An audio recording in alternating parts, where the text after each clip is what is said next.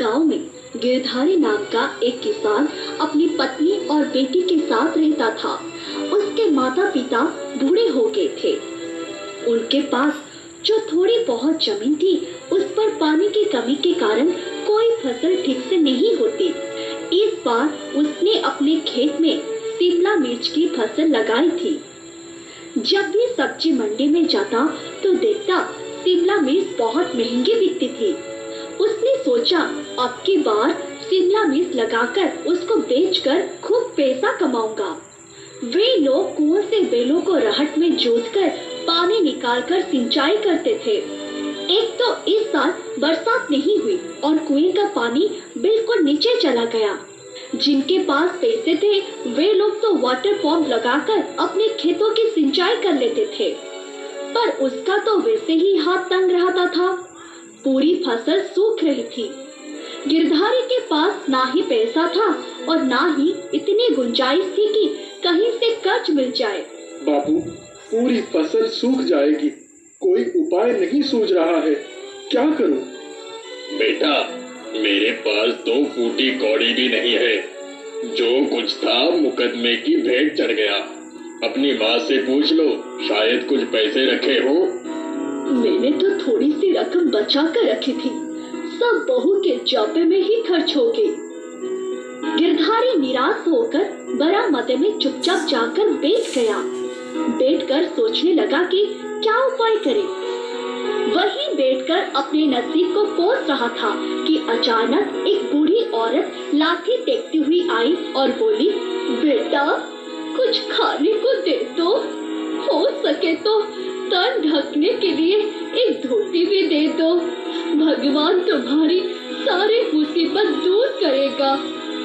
इस गांव में लोग बहुत कंजूस है, सुबह से ही घूम रही हूँ, किसी से एक अन्न का दाना भी मुझ अभागी के लिए ना जुटा।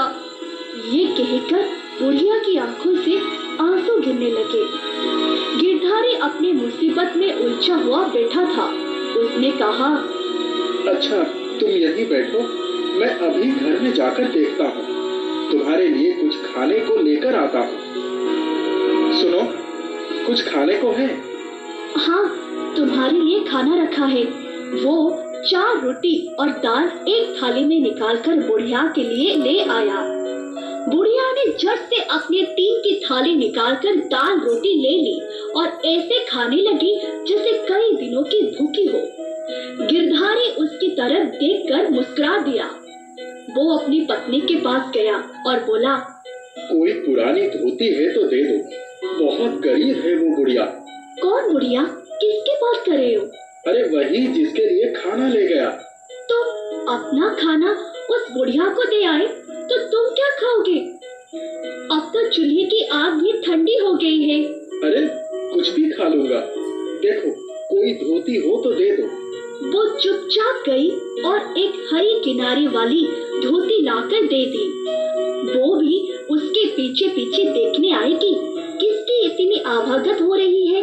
जब उसने बुढ़िया को देखा तो अपनी पति से बोली, तुमने बड़ा नेक काम किया।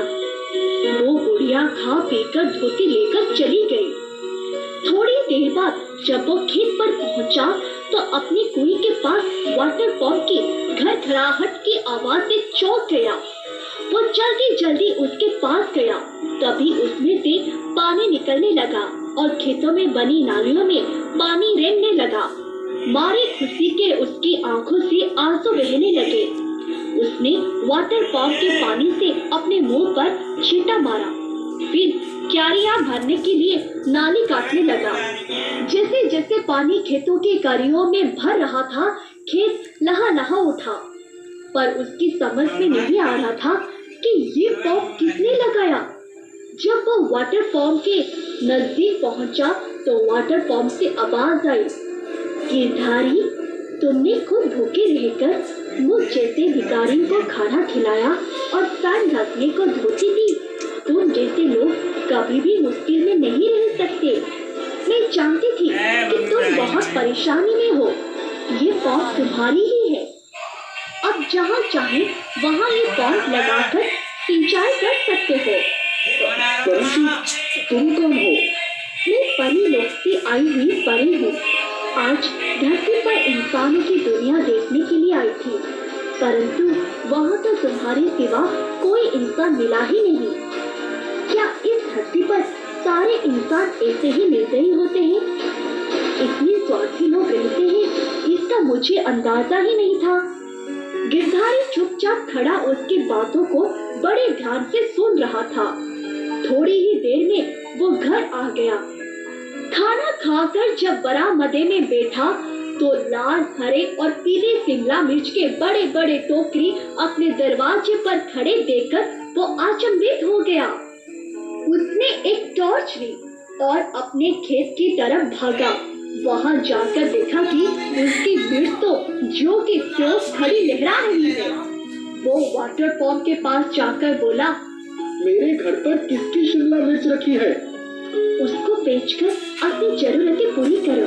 अब से तुम्हें कभी कोई कमी नहीं होगी। तुम बहुत दयालु और कर्मठ इंसान हो। इस बारे में किसी से कुछ ना कहना। जब समय आएगा तो मैं खुद ही बताने को कहूँगा। गिरधारी घर गया। दूसरी सुबह जब वो उठा तो शिमला मिर्च के बड़े बड़े टोकरे बैलगाड़ी में लेकर बाजार गया, जहाँ उसको शिमला मिर्च के बहुत अच्छे दाम मिले।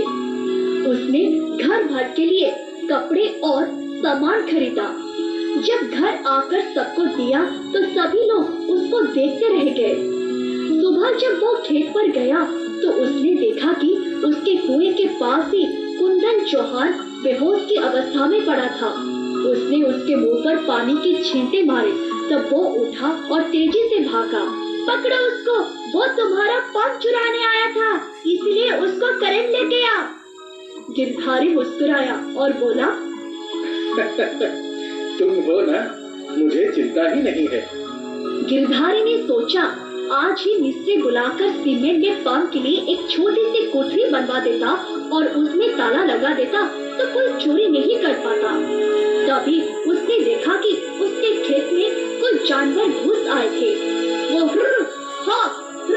हाँ करता हुआ जानवरों के पीछे दौड़ा। लौटकर आया तो कोठरी तैयार थी। एक चमकदार ताला चाबी दरवाजे में लटक रहा था। अरे वाह, ये तो जादू ही हुआ जा रहा है। अब लगता है हमारे दिन बदल गए। जब वो घर आया तो बहुत खुश था। उसने सोचा किसी से कह भी तो नहीं सकता। ठीक है, जब समय आएगा तो देखा जाएगा। जादुई वाटर पंप ने उसके अंधकार भरे जीवन में रोशनी ला दी थी।